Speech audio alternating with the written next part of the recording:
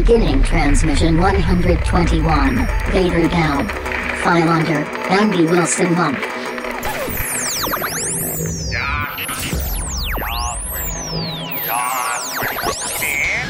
Come on, you fuckers think that just because a guy reads comics he can't start some shit? I'll fucking take all you want! Welcome to this week's episode of the Funny Books and Firewater Podcast. 面白い本と歌手ポッドキャストの今週のエピソードへようこそ。Ignore her. She drinks. Each week a motley band of comic readers / amateur bartenders attempt to pair cocktails with comic books. 毎週漫画の読者の雑多なバンドはスラッシュアマチュア入札しようと漫画とペアカクテルバーです。All while trying to not sound like complete morons in the すべ process. ての中にしようとして音ではないような完了プロセスで低能です。It's kind of like a speakeasy kind of thing. It's kind of cool. You can find these idiots on Facebook, Twitter, Instagram, and Tumblr. Facebook、Twitter、Instagram や Tumblr にこれらのバカを検索できます。 No, what? You read too many comic books. We now join Brian, Jeremiah, Adam, and Todd. They're used to curious sights which they attribute to alcoholic delusions. They may be drinkers, Robin, but they're also human beings. I'm too sober for this shit. So it's working for the hot second that we have in front of us, so we will start out. Hey, welcome to episode 121. This is Star Wars Vader Down, the big crossover from the modern Star Wars comics, and more importantly, it's the beginning of Andy Wilson month. Oh, hooray! Happy birthday, Andy! This is so much fun. You don't have to go, hey Andy. It's just I'm here. So I did a Hey Andy in person at Comic-Con, and you didn't respond. I was really depressed. Like I said to him, hey Andy, nothing. Just completely ignored me. It was brokenhearted. What a dick. I'm terrible. When I'm at cons, I'm so socially awkward. If I hear someone like yell my name, I assume they're talking about some other Andy, not me. It's like, why would someone want to talk to me? That's stupid. It's part of the reason why I go by my initials at work rather than my actual name. So if someone yells Brian, I know it's probably not talking to me. It's just very handy as well, actually. Right.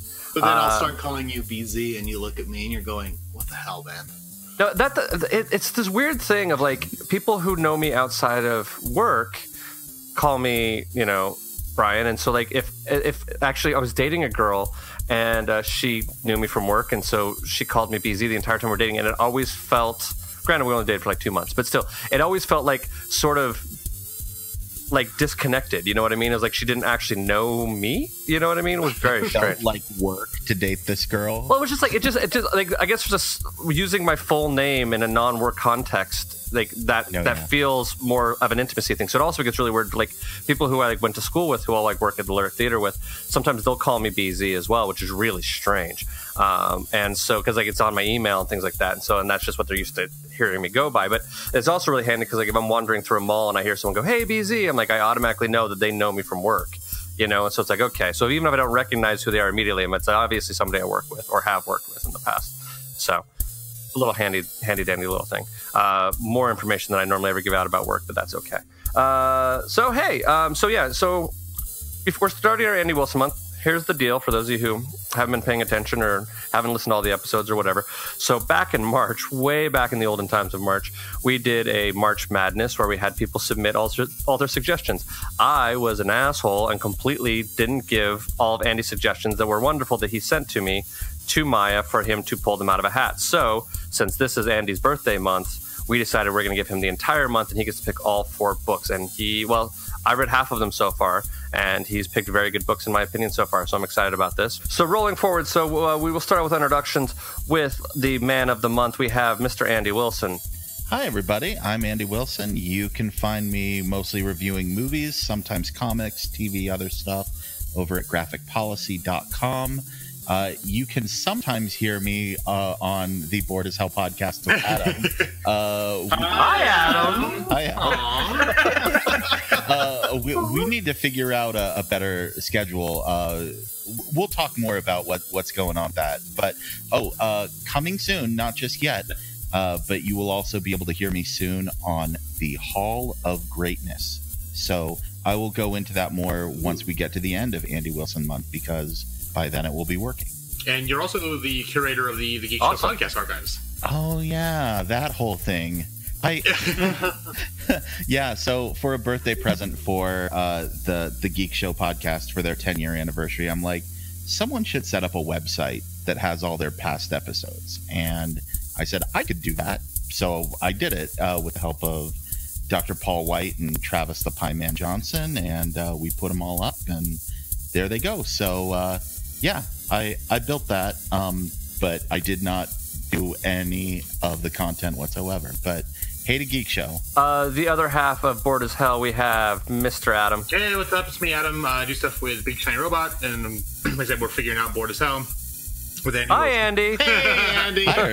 You also catch me over on Cinema Queens with our good friend Chris. Hi, Chris. And yeah, so this month for Cinema Queens, we went to the Danny's Heels Film Festival, so we're going to cover our 2 favorite movies and our 2 least favorite movies. How many movies did you see? I was talking about 10. Okay. So there'll be 6 that just don't get a mention. Pretty much, no. I'm trying to do some capsule reviews for Big Shiny, but they're just, I mean, nothing was really horrible, but there was some stuff that was just kind of meh. It was kind of meh, the whole thing, so. That's okay. Yeah. Sounds like a film festival. Exactly, yeah. And then, of course, we have, I mean, the whole brood is there. So we will go with Mr. Todd, freshly returned back to Utah. Hi. You look tanner. I also look burner. You should see me with my pants off. Ooh. Is that an offer? Listening. I've got people's attention now. Oh, yeah. No, I was at a baseball game, so I had sports day. You know, take a look at me 15 years ago, tell them what I did today, that person would go, who? But no, Brian and I had sports day last week, and on Thursday we went to afternoon game of the Anaheim Angels, and then we did an evening match of the LAFC versus LA Galaxy inaugural match at the new stadium. It's not the inaugural match, actually. It was the second one, because they had the first one at the Galaxy game. So it was the second meeting of El Trafico, but it was the first one at LAFC, yeah. First one at LAFC.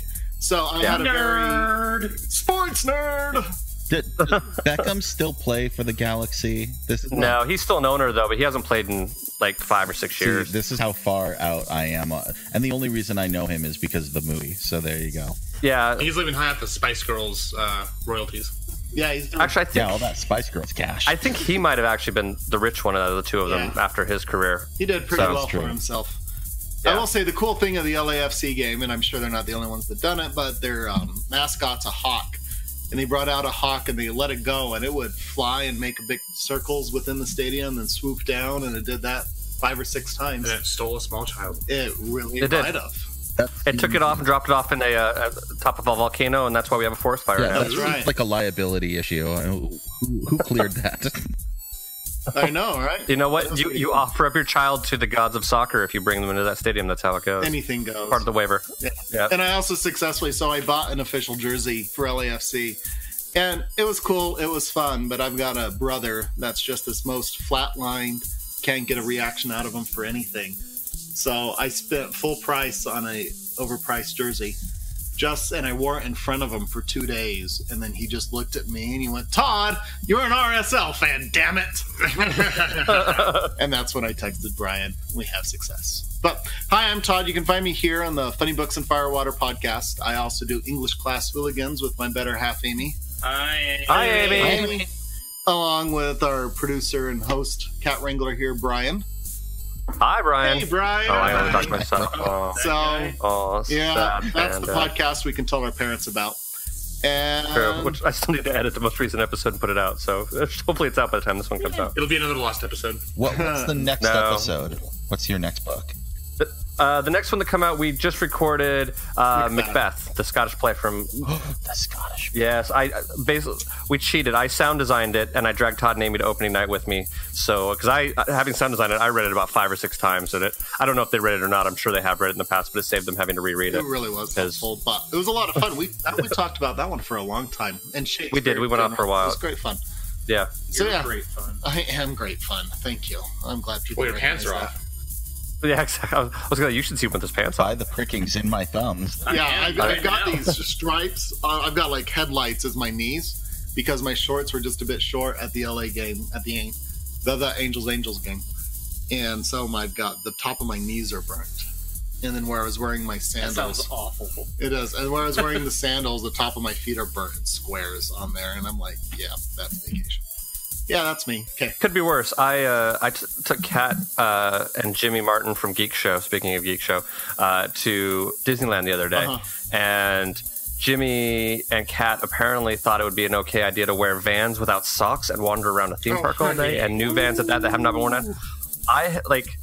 I love those two, but I have not seen grosser blisters on anyone's feet than Jimmy. Like, it makes me nauseous now just even thinking about it. It was just, it looked like one of those things of like, and this man climbed Mount Everest and had gangrene and lost his big toe. Like, that's what it looked like. It was just, it was disturbing. How you doing, Jimmy? Now I want pictures of Jimmy's feet and with a George mouth. Oh, you really don't. That's a good evening. Well, that sounds like a bad website, Jimmy's Feet.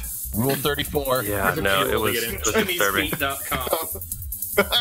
Yeah. I'm sure. So the proprietor of Jimmy'sFeet.com, we have Mr. Meyer. Hey all, I'm Mr. Meyer. You can catch me on the internets and here at the Funny Books of Firewater podcast. Twitter at Mr. Meyer, Instagram at the Mr. Meyer. Come yell at me. We'll have fun.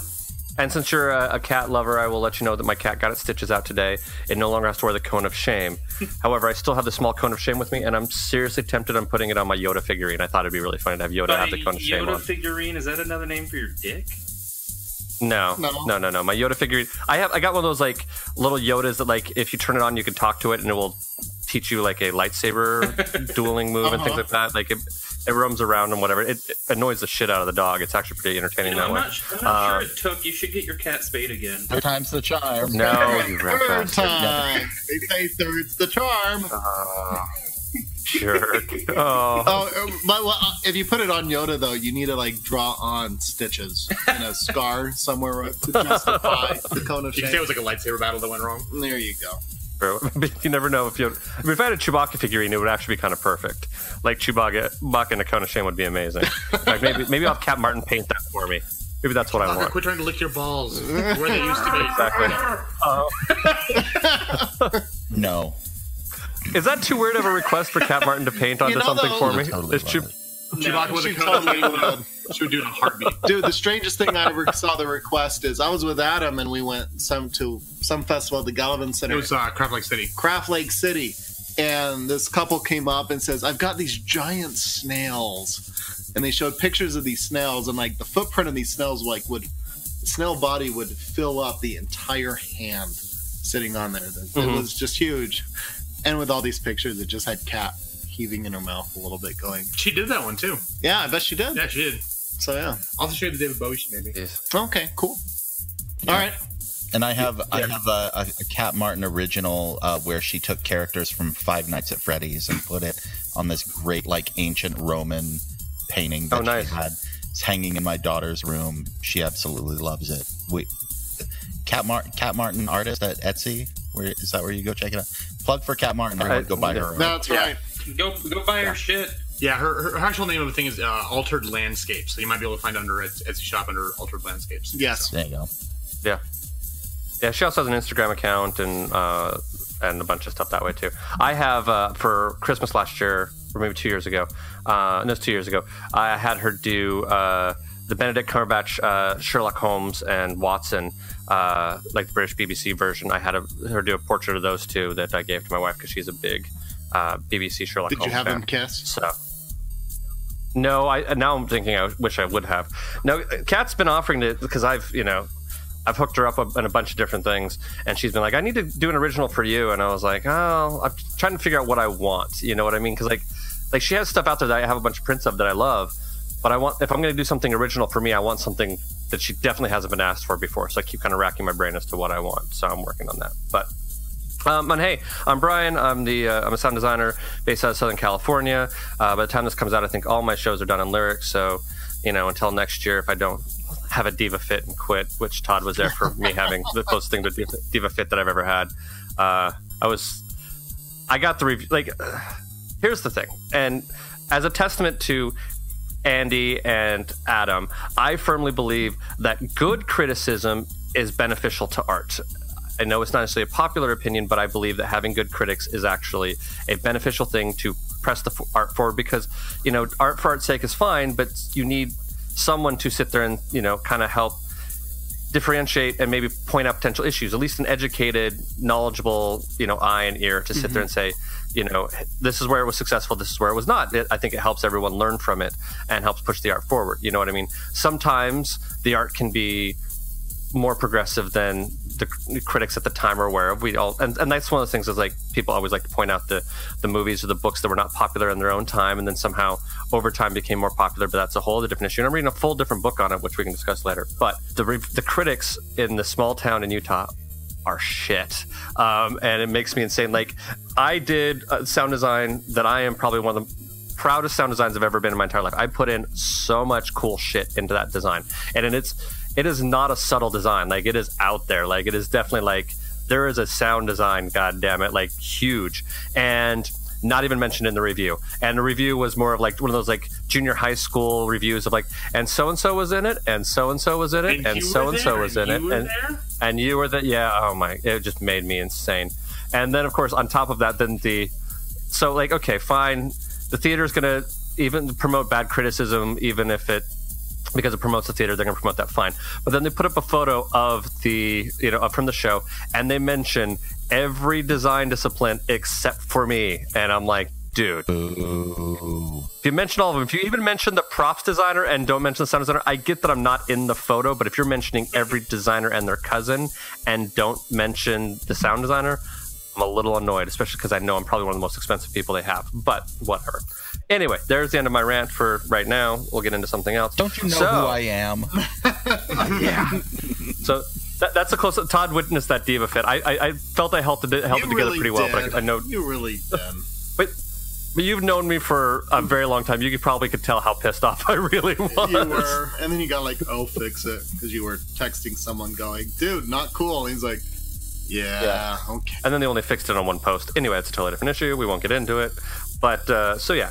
So, as a heads up on Vader Down, so this is a crossover from the two Star Wars series, Star Wars and Darth Vader, the two series. This is where they crossed over. Each of them, one of them was written by Jason Aaron of fame of. He's written a lot of stuff. I'm currently reading Son of Bastards from him. He also wrote Scalped. He's written a lot of great things. And then Karen Gillian, who wrote one of our top two books of all time, Wicked and the Divine. Both of these series are well worth your time. I will just speak out of line and say that I think both of these are great. I'm still continuing to read them, and I'm really enjoying them. Also, the art in all these books I always think is pretty stellar and pretty awesome, and is very satisfying even as I consider myself a Star Wars fan, but I know there are people who are more hardcore than I am. So I won't say I'm a passive Star Wars fan, but I'm a moderate Star Wars fan, and I find this very satisfying. And I know people who are more hardcore Star Wars fans really enjoy this as well. But the basic gist to get you into the plot is this takes place between New Hope and Empire Strikes Back, correct? Yes. It's in that time frame.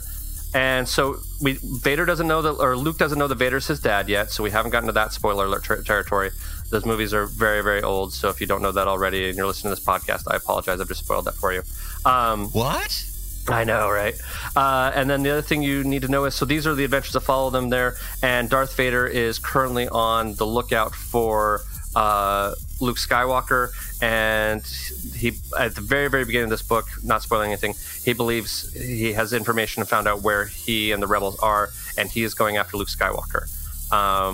And also just as sort of a backstory, part of the other thing about this series of books that runs between New Hope and Empire Strikes Back is it covers the idea of, so Darth Vader, the Death Star gets blown up, and Darth Vader somehow by the next movie is back in the Emperor's good graces. So part of what the story entails is the rebels still continuing to fight against the Empire, and Darth Vader doing his best to do damage against the rebels in order to get back politically into the Emperor's good graces and regain things. And there are other people in play trying to knock Vader down a peg and take over his spot. Does that seem like a fair precursor for everyone? When this series started out, he's basically the Emperor's butt boy. Yeah, exactly. Like he is not in good shape with the Emperor, and he has to, let alone I think they imply, if I remember correctly, it's been a little while since I've read some of the first ones, he knows that there's a connection between him and Luke, but he's Yeah, I think So, because this basically started the second year of books, and I think it was in like the 4th or 5th issue of Vader. Boba Fett came back and was like, the kid that blew up the Death Star, his name is Skywalker, and then Darth got all pissed. Yeah, it's actually a really great scene where he's at the front like window of the Star Destroyer, and just like with the power of the Force, like cracks the whole thing. So it's pretty. Yeah, it was awesome. Yeah. All things that are not in this book. Yes. All things are not in this book, but that gives you a little precursor as what's going on in this story. This is essentially volume 3 of both Star Wars and Darth Vader. Correct, yes. So yeah, it has one crossover issue that's involved in it, and then it's basically issues 13 through 15 of both Darth Vader and the Star Wars book, and it just alternates between the two of them. And the only other thing I will mention is Vader has a mercenary, for lack of a better term, named Dr. Aphra. I don't know if mercenary is the right word, but gun for hire to a certain extent, who has been assisting him in tracking down the guy. She, in her own series, she sort of ends up being like a Star Wars equivalent of Indiana Jones. She's looking for Jedi artifacts, and she is an archaeologist by trade. And she has 2 modified droids that were built to torture. They're sometimes referred to as the murder droids. They are 2 of my favorite characters in the entire world. They're an evil version of C-3PO and Artoo, and they get so disappointed when they don't get to kill somebody. And they're in prime form in this series as well. BT and 000. Yes, they're some of my favorite characters ever. So yes, I really want them to show up in the Star Wars universe because they're really fun. But well, if you happen to have gone to San Diego Comic-Con a couple of weeks ago, Hasbro actually, one of their exclusives was a 3-pack of figures of Dr. Aphra and BT and 000. Oh, it was a Comic-Con exclusive? Yeah. Damn. I want that so badly. I do too. It was so great. Well, at Disneyland, they actually have a build your own R2-D2 and C-3PO, and I want to go try to build my own versions of the murder droids. The color scheme and make it. Yeah, either that or I'll make them. I'll buy something close, then I'll send it to Lee George Cade and have him repaint them for me. So one of those options. But okay, so as we normally do on this show, we are going to start out with drinking games. And now for sports. Listen up, sports fans. Prepare yourself and your liver for this week's drinking game. Remember, it's only a game, and a dumb one at that. So don't take it too seriously, and above all else, please drink responsibly. Mr. Andy, since it is your month, would you like to go first? Sure. Okay. My drinking game is pretty simple. It's called the I Have You Now. A lot of this book is people thinking of the drop on someone and they're about to take them out, and then something happens and it doesn't, and the people don't die. We know everyone survives to make it into Empire Strikes Back, but that repeats itself so many times. Take a drink every time someone gets the drop on someone else. Awesome. Speaking of drops, I'll go with mine. Mine is called Name Droppers, which is take a drink every time they say a character's name. Which the Star Wars universe in general is a little bit bad about doing that. Like they awkwardly refer to people by name, like, "Oh, Darth Vader, I knew it had to be you." Like it's a little soap opera-y and strange, and it's wonderful. So, yes. So, Mr. Todd, what is your drinking game rule? Mine's called The Many Faces of Vader. Okay. So even though it's just a mask, and it's always just the mask and it seems to be the same thing, every time that he is able to successfully portray an emotion, the artist is amazing at this, by the way, go ahead and take a drink. Like, you can just comes across with annoyance, because there's always these shots of silence and he's just there looking, and you can tell, is he annoyed, is he upset, is he doing these things? Go ahead and there's that shirt that's like the mini, that's the exact same thing, but it's all just the exact same. I had that shirt, yeah. Yeah, and The Many Faces of Vader right there. Go ahead and take the whole time you're just thinking, I'm surrounded by assholes. Yes. Mm-hmm. Awesome. Speaking of surrounded by assholes, Mr. Adam, what's your drinking game rule? You bet. Mine's called You Don't Know the Power of the Dark Side, so every time Vader uses the Force. Okay. And Mr. Maya? Mine's called Communication Breakdown. Basically, anytime 2 characters are communicating over their communicator or radio, take it. Okay. Awesome. That's a good set of rules. It really does. Those are some really good rules. Like, I'm kind of proud of us, team. That's a good set right there. We stepped it up for Andy Wilson month, apparently. We don't want to disappoint the birthday boy. So. Oh, thank you. Well, cool. Well, so then we're going to get into votes as to whether or not we view that, it is worth your hard-earned time and money and effort to go hunt this book down and read it. Hold on a little second here. Yeah. So I say we change this up a little bit. Okay.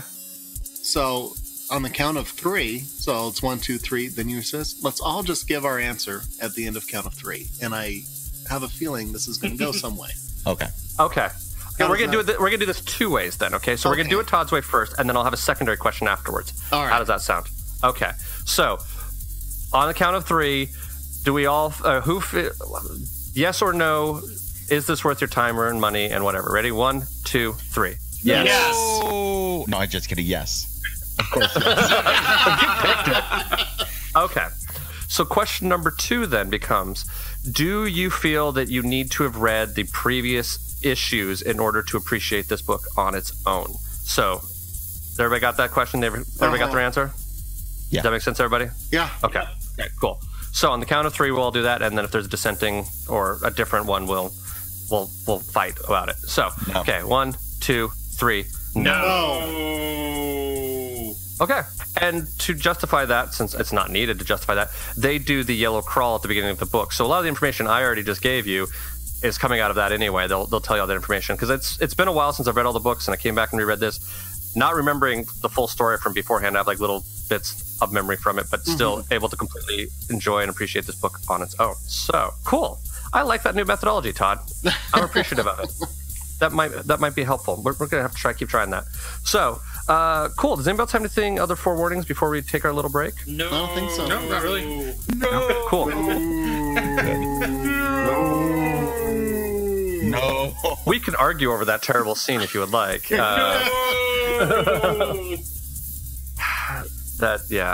It's amazing how much one line of dialogue can change an entire character. Mr. Porg is not a fan as well, apparently. No.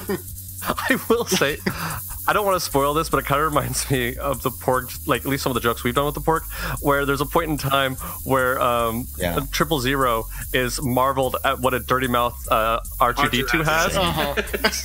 It's one of my favorite little moments there. It's very funny.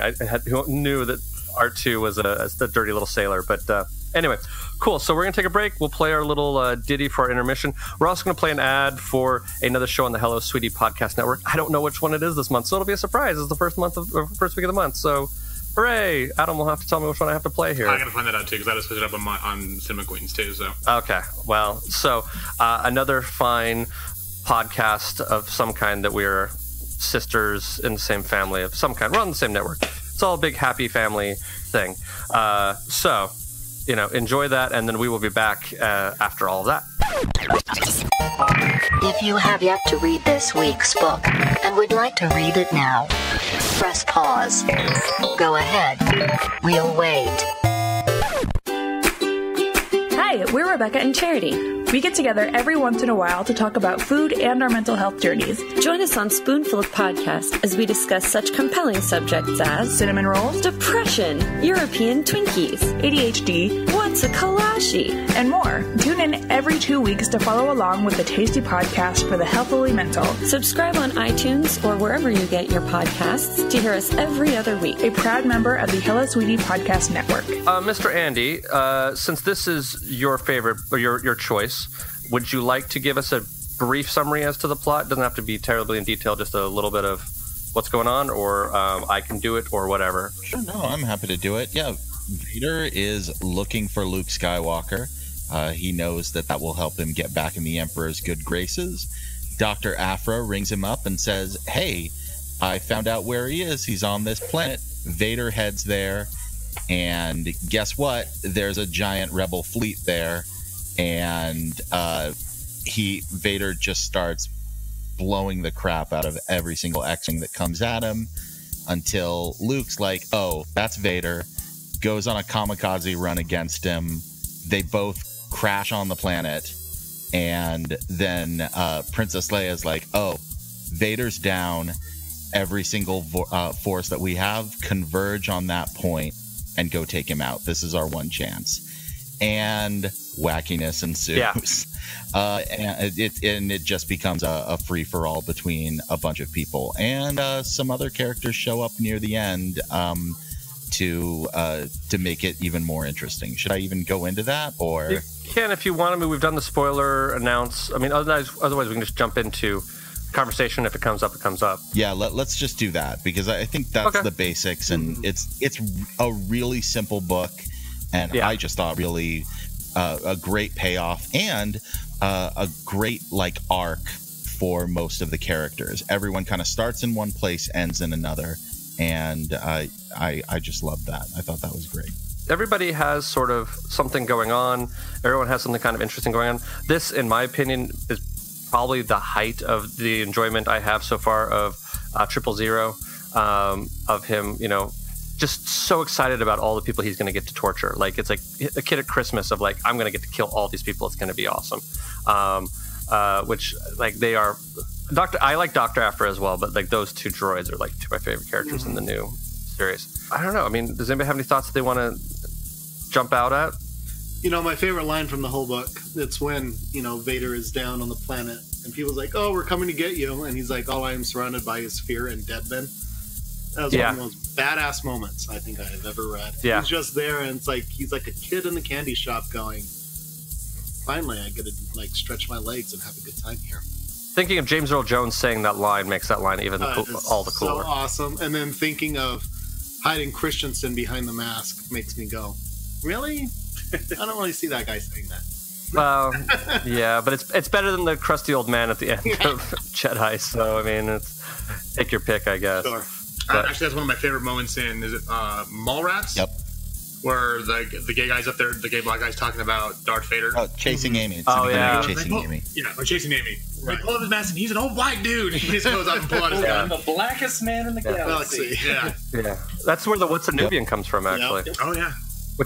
Which Todd threatens to do every time on a Comic-Con panel. He threatens to stand up and ask a question and say, "What's a Nubian?" What's a Nubian? So every time I see him pretend to start raise his hand, I'm like, "Oh shit, here it comes." Hopefully you're the moderator, so you can ignore him. I've done that. I'll be because there's doing anyone else? Anyone else? Anyone else? Anyone else? Hallway outside. Yes, I see. You peeked your head in. No, and actually I've done that because there's unfortunately, if you're moderating a panel, you have people you see at certain panels over and over again, who are the ones who actually don't really have a question, but they think that they're smarter than everyone on the panel, and in some cases they are. Who just want to interject a fight, and it's so you learn who not to call on. So, sure, yeah. But what I loved about this book was because this came out before Rogue One, correct? Yes. Because I remember this came. I read this story actually in individual issues when it first came out. It was fun seeing Darth Vader using the Force like he did, because up until Rogue One we never really got to see him do that. We saw him the lightsaber battle with Obi-Wan, and he choked Captain Piet, not Piet, Admiral Ozzel and other people, but you didn't really get to see him let loose. So it was really kind of fun to be like, oh no, he is a badass with all these cool powers. And see, I didn't read too many of the Dark Horse Star Wars comics, because I wasn't really into comics when that was around. So I read books like Sith Lords, where he and Palpatine are they crash down on a planet and are trying to get off while the rebels are trying to get them. Kind of the same story this one had, but with the Emperor with them. They're trying to get off while the rebels are coming after them? Yes! Wow. It's the same thing in the porn parody, too. It's wonderful. It goes both ways. Always. Well, and the funny thing is, you started saying that line, and for some reason in my head, I went to the Earth Girls are easy, and I was just thinking Sith Lords are easy, and so now I'm writing that down in my band name generator. Easy. That could be the title of this episode. But yeah, you get to see him actually let loose and use his powers. And the one thing that's been brought up before on other podcasts, I think we even mentioned it, was the fact that the Force relies on the midichlorians in your body that are running through it and providing you with access to the Force. So Vader's literally half a person, if that. And if he's still fucking powerful, it only makes you wonder how strong Anakin would have been if he would have actually fully developed and become either. Had he not turned into a shithead? Right. There was that great little meme where you see Padme talking to Obi-Wan. She's like, he did it, Obi-Wan. I saw him. He killed all the younglings. He's like, well, I asked Anakin. He said you didn't do it. Oh, that's painful. But no, so this I love, because Darth Vader is my favorite Star Wars character of all time, and I've always loved, because he's this bad guy, but also he ends up with that arc of redemption at the end. But we never really got to see him very often until recently be that huge badass that he is with the Force. And I love when they actually show him like, oh no, this guy's an asshole. He's got all this stuff going for him. So. Well, and if you go do the Void game at Downtown Disney, the Star Wars Secrets of the Empire, spoiler alert, I guess, Darth Vader shows up at the end of it, and he goes, like, you're shooting your lasers at him, and he's just, like, defending them with their lightsaber. Like, it's pretty cool as well. And it's Darth Vader. Like, he's terrifying, even in a digital format when you're in, virtual reality. But B, like, he's just knocking around like there's nothing. You know what I mean? Like, just doesn't really matter. Well, in Star Tours, doesn't he, like, grab the ship? One of the... Yep, he does. Yeah. He shakes it around a little bit, the first time doing that, I was like, oh, shit. Okay, so I rode that with Jimmy and Kat when they were in the at Disneyland, and so that ride, I can do 3D and I can do motion simulators, but the two of them together is normally a really bad combination. The few exceptions are the Transformers ride at Universal Studios, even when it doesn't break down on Todd and me, which it did. But like I went and rode it. Okay, so that's part of the problem. B, it was a hot and just disgusting day, and the guy sitting next to me had some of the most rancid BO I've ever smelled in my entire life. So I'm sitting there like feeling like I'm going to puke and thinking to myself, I need to breathe deeply because I don't want to vomit on this thing. And then, of course, getting a big whiff of that and being like, no, the last thing you should do is breathe deeply. It was a very conflicting afternoon. You're like, hey, Kat, you want to switch seats? I think they knew what was up because they kept sacrificing, like going, oh, no, you go ahead. Oh, no, you go ahead. I'm like, you guys know what's up, you bastards. Good for you. I was a sacrificial lamb. So Andy, you had 4 books to choose for this month. What was it that made you choose this one out of curiosity? I wanted to redeem Star Wars comics from y'all reading Tag and Bink. I really enjoyed Tag and Bink. I really enjoyed Tag and Bink as well. Adam didn't, and I'm like, you haven't read any other Star Wars comics. Let's do an easy one that everyone's gonna enjoy. So, we all liked Lando. Yeah, I liked Lando. We did like Lando, yeah. But no, I really enjoyed how much these guys didn't like Tag and Bink is like 90% of my enjoyment because that's true. it's absolutely there. I can see, I'm not sure it's not a purist issue or anything like that, but some of the jokes were cornball and whatnot. But the Manny Bobhan's execution is just great and fun, and you can see it coming 20 miles away, yet it still happens. And how upset Adam got was priceless. Yeah. Because it's hilarious. So, of course, I bring it up all the time. Well, and to point this out, this is also the same guy who bought an LAFC jersey just to annoy his brother. So this is a little bit of my MO. Yeah. Which, as you described your brother having like a poker face and you have to do things to annoy him, really explains why you and I became friends. Because I am known for my poker face, actually. Like, I don't think I have a serious poker face, but I do. Poker face? Yeah. Poker face? A little bit. No, poker face. Poker in the face. Yeah. Once, twice, 3 times, now you're playing with yourself. Chipped and fell over and over and over again. Oops. One other reason I wanted to do this is just I really love Dr. Aphra, and I think she is a great character, and this was the first time we got introduced to her, and it's so funny to me how divisive she can be among only a certain type of fan. And yeah. Oh, really? I didn't know there were people who didn't like Dr. Aphra. Who dislikes her? I'm curious about this. I bet I can guess what kind of fan doesn't like Dr. Aphra. Yeah. Well, we can take the guys over at Rebel Force Radio for one, and their meltdown a few weeks ago. But their main problem was like, oh, why is there a girl in Star Wars? Why does it have to be a girl character? And it's like, why not? And I just think she's a great character, and I think she's sexy as hell, and I'm sad she's playing for the other team. I'm sexy as hell, and I play for the other team. No, that's true, and that makes me sad. Yeah. Well, and the thing is, in both the case of Dr. Aphra and Adam, the fact that they play for the other team is part of what makes them sexy as hell. That really can be. I will say Dr. Aphra for me supplanted, because I read when Timothy Zahn came out with his first trilogy, I read those when they came out. The Mara Jade. I was always a huge fan of Mara Jade. Yeah. I don't think she's made it much past it, but Aphra's kind of supplanted Mara Jade for me. But people's like, who's like, oh, Mara Jade was awesome. And Okay, for those of us who don't know, who is Mara Jade? So Mara Jade in the books was seen as the Emperor's or Thrawn's dagger hand, the cloak and dagger. She's the one that got shit done for Admiral Thrawn.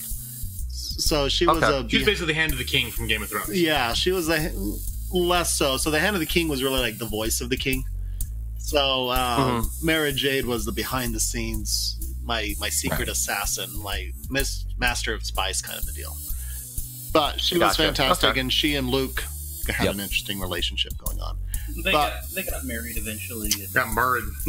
But Mary Jade was always an extremely and she came out. She was my favorite character. Like Thrawn gets a lot of attention because he's awesome, but I think Mara Jade is every bit as awesome. And that was the first canonical Star Wars books fiction that really kicked it all off. So having anyone really complain, going, "Oh, why is there a girl here?" I mean, at the very beginning, it's right there. A lot of those people that complain are also upset that any of the books before Disney, so including Mary Jade, aren't considered canon. Which, here's a little secret: they never were. So. Yeah, but Mara Jade was just awesome. But Star Wars has this rich history. But no, Aphra's just as awesome. Right, and I can still go read all of those X-Wing novels and love them. And enjoy them. Yeah, who cares? They're not going away. Yeah, I like that they all that stuff they put under the Legends banner, because they could be legends. They could be stories that people told that may not necessarily be true. Yeah. So they can both exist and not exist at the same time, unless we're told otherwise. Yeah, and if you look at the Legends universe, I mean, it got so fucked up and weird, and like everything was going off in a million directions. There was no central focus. But like the moon crashing on Chewbacca, it took a moon to kill Chewie. Yeah. But what I love the fact is that they're, with Disney now in charge of it, they're taking the things that worked and that everyone enjoyed, and they're bringing them over. So we've got Thrawn back. If you haven't watched Rebels, you're missing. Yeah. Yeah. If you watch Solo. There's this thing where Orlando's gambling. He's telling all these stories, and he's telling the stories of what happened in these books he was in. Where so they're bringing back the stuff they like that makes sense that they have actually control over, and making it canon again. But like you were saying, it's like just because it's not official Star Wars lore anymore doesn't mean you can't go back and enjoy those books and see where it came from and still get pleasure out of that. I mean, like I love the Force Unleashed games. They're not the best games in the world, but they're a ton of fun. They are a lot of fun. They're not canon anymore. And even bringing up Thrawn again, one of the things was like Thrawn, and they were like Palpatine liked Thrawn, and it's like, well, Palpatine only liked humans, and Thrawn was humanoid, but not a human as well. So people were surprised that Palpatine is this. How do you call a speciesist? Xenophobe. Xenophobe. As a xenophobe, having Thrawn being the badass. But they brought up the fact that the only reason why he even did that was because he was impressed by Thrawn's strategic capability. If it wasn't for that, he wouldn't have given a fuck. Right. So the Thrawn surpassed that with it. So, but it's very much the speciesist as the villain. Yeah. Being although I did hear the Emperor has a Smurf fetish. Wait, so you're telling me that the guys who have an army made out of people named stormtroopers are bigots? No way, man. Yeah. Shocking. I've never heard of anything like that in history at all. Yeah, I can't heard that. No. Fuck. Oh, I forgot to tell you about that, Adam. So I did my bad German accent in front of a professional voice coach, and all of a sudden I was like, "Oh wait, this was a terrible thing to do." Like I was suddenly terribly embarrassed at how horrible my German accent was, and she was more just sitting there trying to analyze what influences would cause that dialect to happen. Like she's sitting there going, "Okay, why would you do that? Where would they have grown up? What TV shows would they have watched?" I don't know if she was analyzing the fake character that I created or me as to where that voice came from. They grew up in my mind as a bunch of Rocky and Bullwinkle.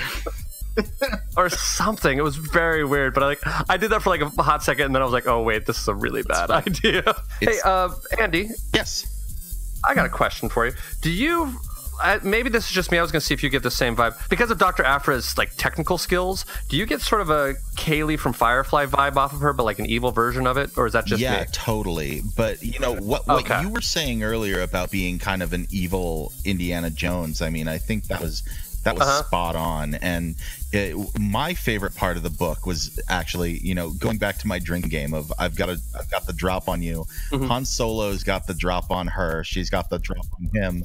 And they drop these wasp snakes down on each other. And they're like, oh, why did it have to be wasp snakes? I'm like, I understood that reference.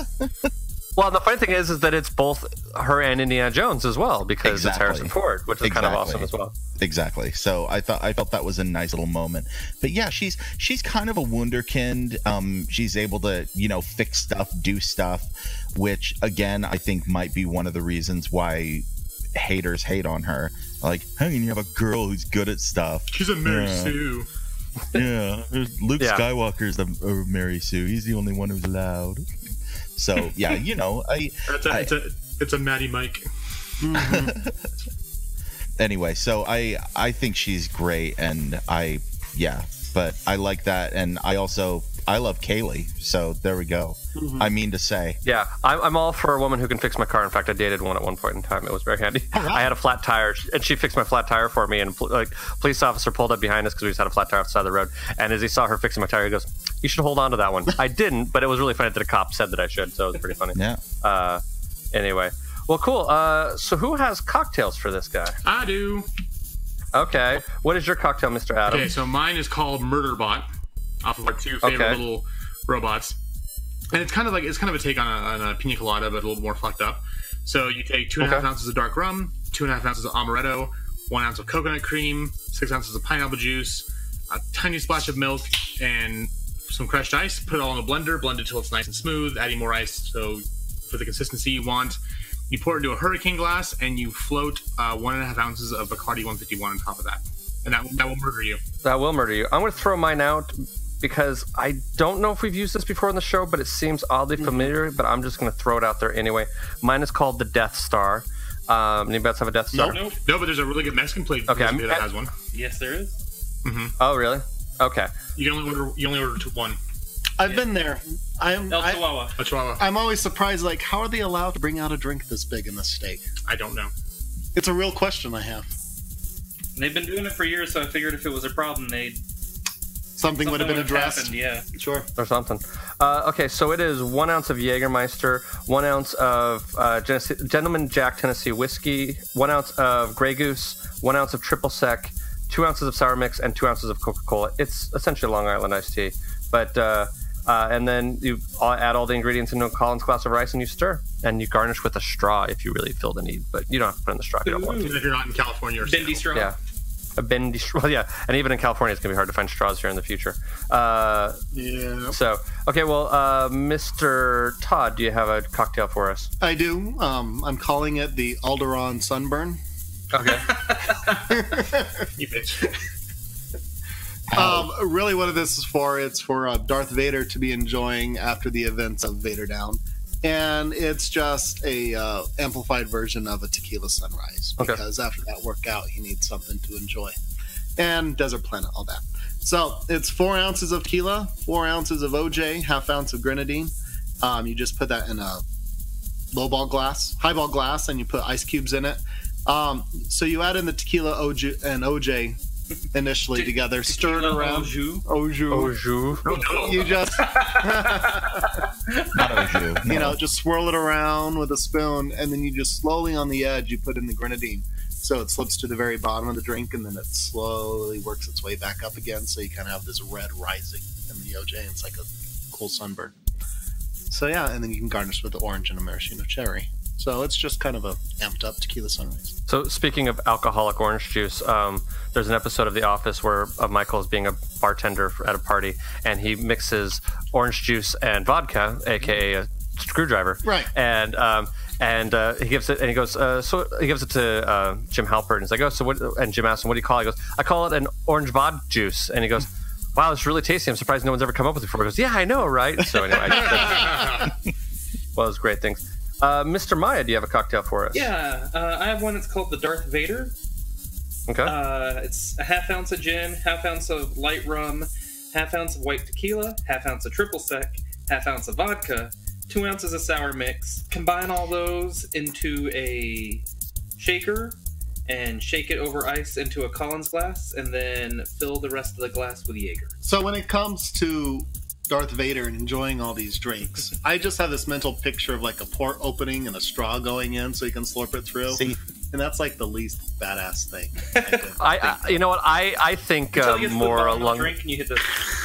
But it's funny. This is why we can't outlaw That's straws. a really interesting People question. like Darth Vader need their straws. Everybody, jeez. That's right. Well, and I just think of Spaceballs is really what comes to my head of, like the whole front half lifting up and him, having a soda underneath. But yeah. Okay. Maybe I'll have Kat Martin paint that just to see if she can figure it out. Is Darth Vader lying on a beach with an umbrella drink? That could be a lot of fun. Could be. Mr. Andy, do you have a cocktail for us? Well, I have a keeping with my tradition. Did you just say I hate sand? He hates sand. He mutters under his breath. That might be going in my band name list of Darth Vader hates sand.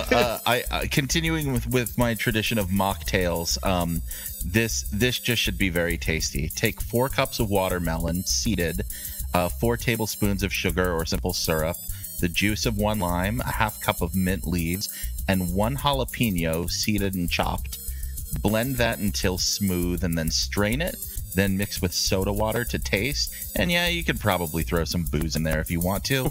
I call that the Vader's Spicy Blade. Got a spicy blade. That sounds really good. A nice kick on it. Yep. Ooh. See, I'm gonna make that and have my wife enjoy that, and then I'll add some booze after she's done enjoying it. Exactly. Enjoy the rest. Yep. Does anybody have anything else they want to discuss before we go into final grades and whatnot on this? One tiny thing. My favorite moment of the book that we haven't addressed yet. There's a moment where Leia and Vader are facing off, and she's like basically trapped. And then she's looking at him, and then Vader's like, wait, what? And looks over his shoulder, and then she beats it.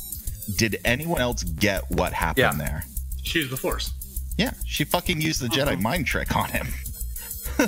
I just she may love that. not have known she used it, but she used it. Yep, but she used it, and I love that she's able to get inside Vader's head and do that. So good. But Leia never showed she had Force powers before. I didn't know Leia could do that. Leia Poppins. So yeah, to all the haters out there again. See previous discussion. Yes, I guess. Well, now that we've pointed out that fact, so now there is canon in comic books of covering Leia. So when you get into that argument, and at some point in time about Leia using the Force in The Last Jedi, you now have a defense for that. It's still Disney comics. Yes, but however, when we read Dark Empire #2, yes, the Disney comics is a good thing. I'll just put it that way. A very good thing. They have put a lot of talent onto these books, and we will now grade that talent as if we have the skills to be able to surpass, because that's what we do. So I'll just team these guys up. So there's a lot of people here, but we'll do for the writing, which is Aaron and Gillian. What is your grade? We'll start with Mr. Andy, since it's your book. A. That shouldn't be a surprise. I love this. Yeah. And I'm much more of a writing guy than an art guy usually, but this was just crisp dialogue. Again, I mentioned every person goes on a journey here. There's an arc here in this comic, which I think is generally hard to do in this kind of serialized entertainment. This could have been really just like, and wackiness ensues, and it would have been incredibly fun. But everybody grows and ends up in a different place, and that's really, really, really hard to do when you're in this little period of time that everybody knows about, but yet knows nothing about. You've got to stop it before anything that happens in Empire Strikes Back and not go beyond that, and still have it be satisfying. So I just thought that was great how they were able to pull all of that together. Awesome. What is your grade, Mr. Maya? I'm also at an A. I like my Star Wars to be fun, and that's what this book is it's a lot of fun. It has a lot of really cool moments, like Vader saying, "I'm staring at a bunch of dead men." any time that the murder bots are on the screen. Yeah, I'm at an A. Mr. Adam? I'm at an A as well. You know, I read almost all the Vader series. I kind of got busy and I need to finish the last couple of issues. I haven't started the new one yet, but this was my favorite Star Wars comic when it was out. It's a lot of fun. It's interesting. We get to see Vader be a badass more than he normally is. And it was immensely fun going back and reading it over again. So it has staying power. In fact, you can read it multiple times and still enjoy it each time. Mr. Todd? You know, I'm going to give it an A. So as a crossover, so it's equal parts Gillen and Aaron. And even though it's being written by different writers, it just has a harmonious singing to it, which is great. And the dialogue, we had made comments before, like, oh, you know how Star Wars has the funny habit of going, oh, Darth Vader, I see it as you. But it fits perfectly. I mean, these writers are, I mean, yes, it's Disney Star Wars, and they're bringing in these writers to write this stuff, but they get the job of what they were hired to do, and they're just executing flawlessly, and the way that they've obviously worked together going back and forth. It is so much fun, and there's a consistency to it that it just rings true to the story, the tone, and everything going along with it. It really, I want to see this as a movie as much as anything else. It's fantastic. I also read the Darth Vader series. I haven't read the Star Wars run of it at all. So Star Wars run's great. It's really great. Yeah, sure. But I haven't read that one. I just run the Darth Vader side, and I super enjoyed it. And yeah, this has been great. It was a lot of fun. It's like, oh, so this is what... It's not what comics can be, but I mean, it is. It's near the height of what it is, and it's great. Hey. Yeah, and I'm in agreement with Todd about the harmonious nature between the two writers. The other thing I'd like to point out is that they're alternating, one issue back and forth between the two of them, and it flows really well. I mean, we've had other books that were, hybrids and crossovers, and like jumping from one issue to another issue, it's pretty jarring and it's a little weird and doesn't necessarily make sense. They do a really good job as far as crossovers go of combining those storylines and not repeating and sort of keeping the whole thing flowing together and moving forward. And I think it's very, very good. So I'm going to go with an A on that as well. For art, and there's a plethora of writers, so I'm not going to name them all off. For art, what is your grade? We'll start again with Andy.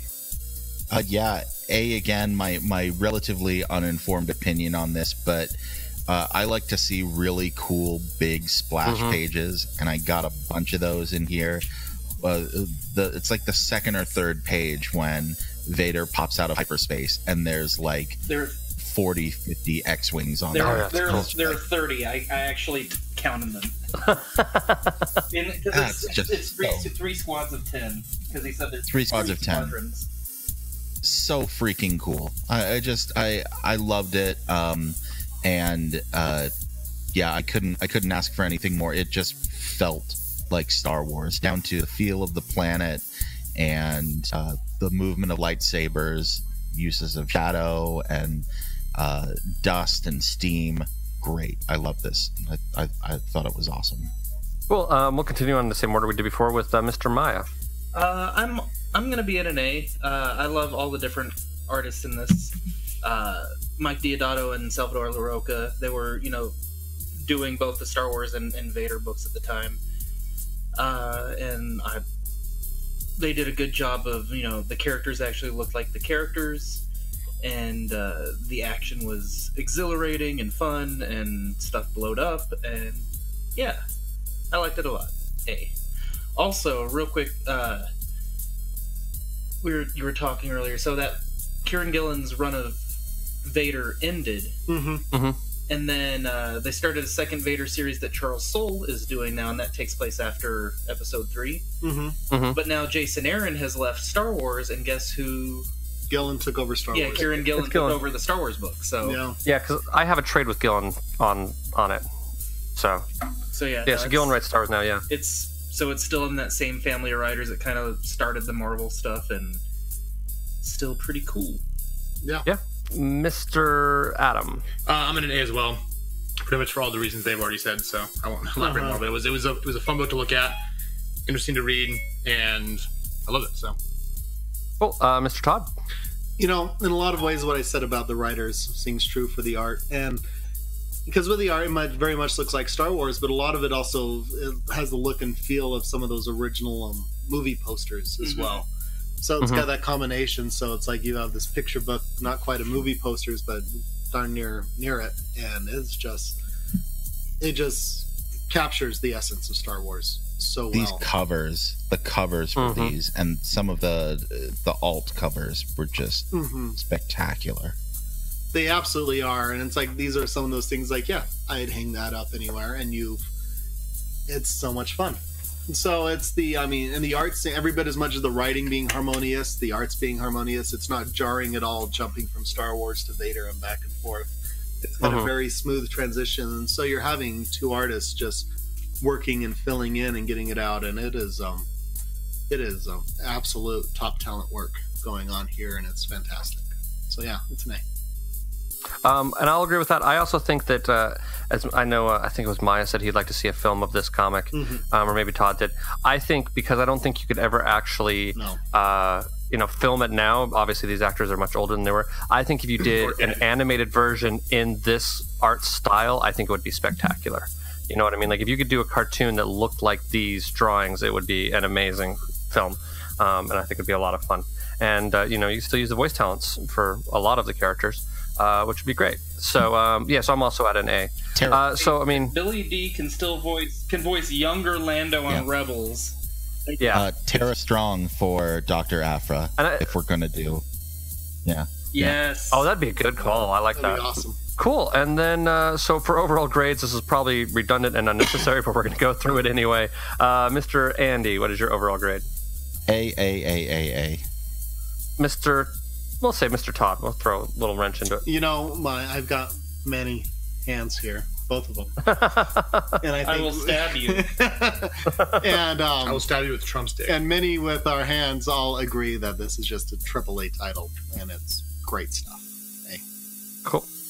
Mr. Adam? A as well. I mean, this reminds me just again how much I love Star Wars and why I love it. It just kind of condenses everything I've fallen in love with over the last 30-some years of my life into a nice little graphic novel. So.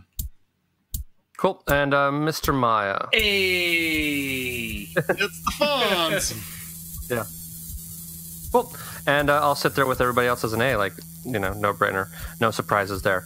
Probably, it definitely is up there on one of the better books that we've read. I mean, and as far as both writing and art are both spectacular in this book, and it's super fun. And coming back to again, I guess if I have thoughts on this, the rereadability is surprisingly high, really high. I mean, as much as the movies are fun to watch again and again, this book here, it just, as I read this again, it's going, I'm like, shit, I need to read Darth Vader again.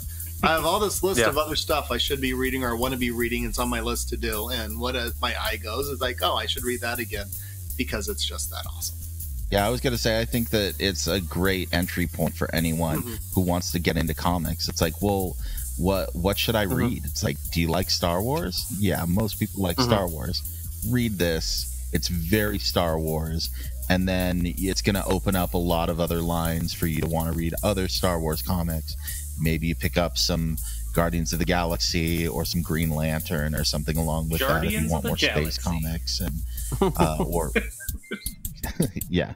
So I just think it's great at doing that, and everyone needs a first comic. So this is a great entry point for a lot of people. Awesome. Cool. Does anybody have any recommendations for this? I do. Okay.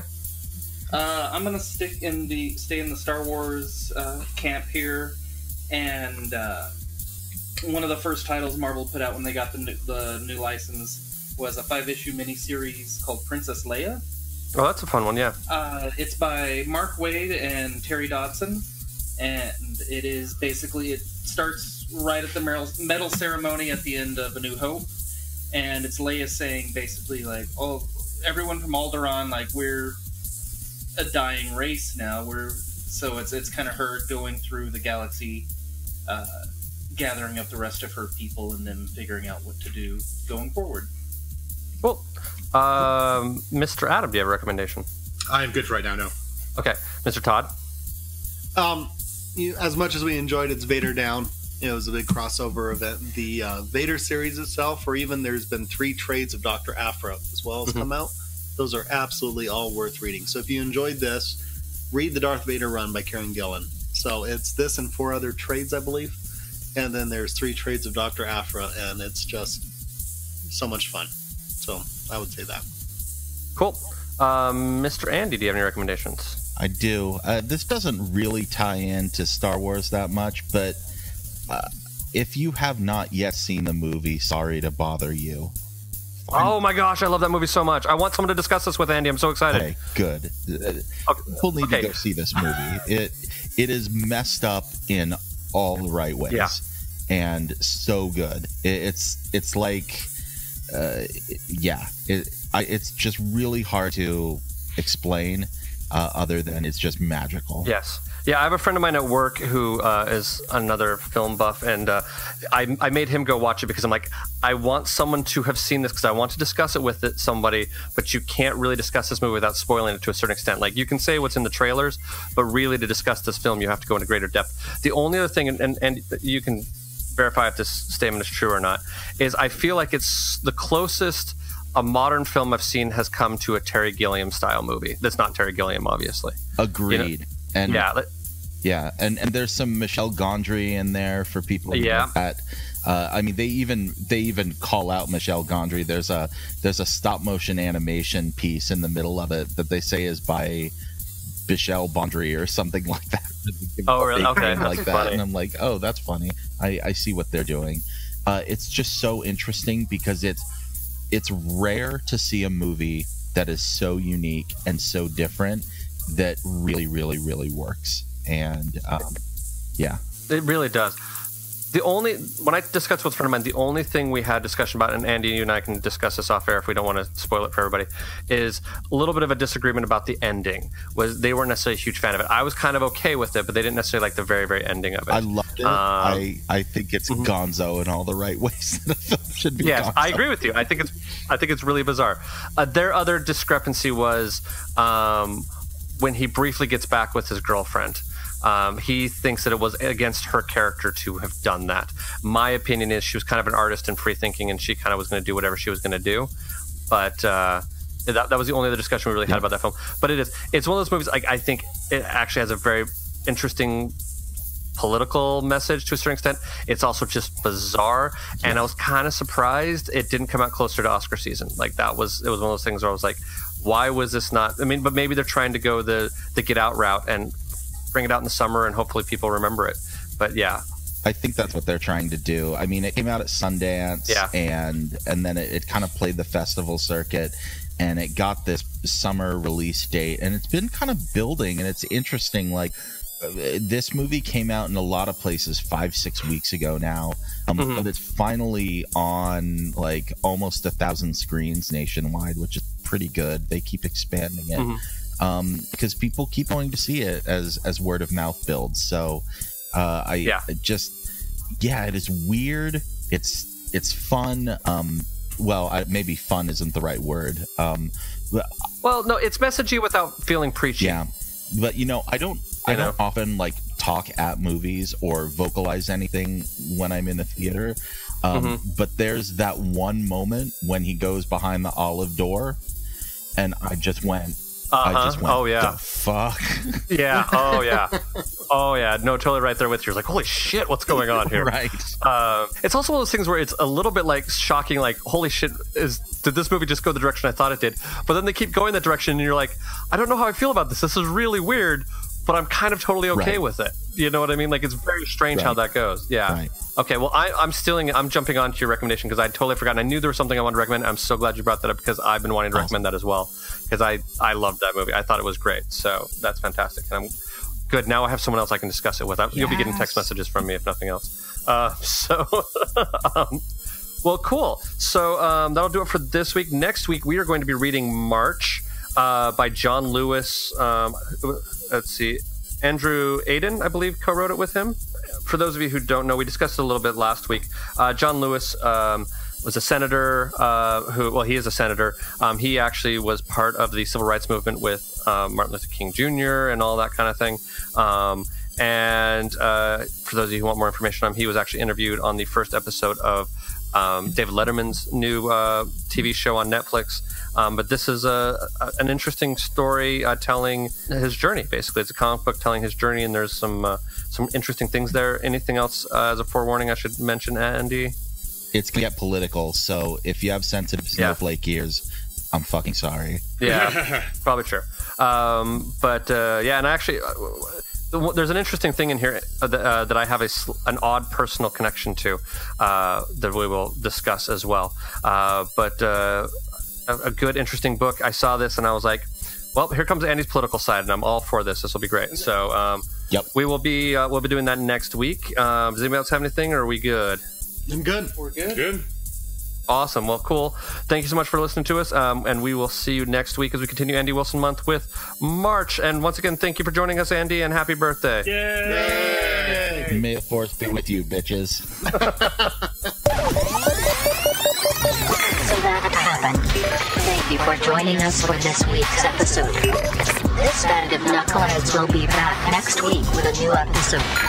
Until then, you can find them on Facebook, Instagram, and Tumblr as Funny Books and Firewater, and on Twitter as @FirewaterCast. Go to funnybooksandfirewater.com for the most up-to-date information, as well as cocktail recipes from this and past episodes. Thank you for joining us.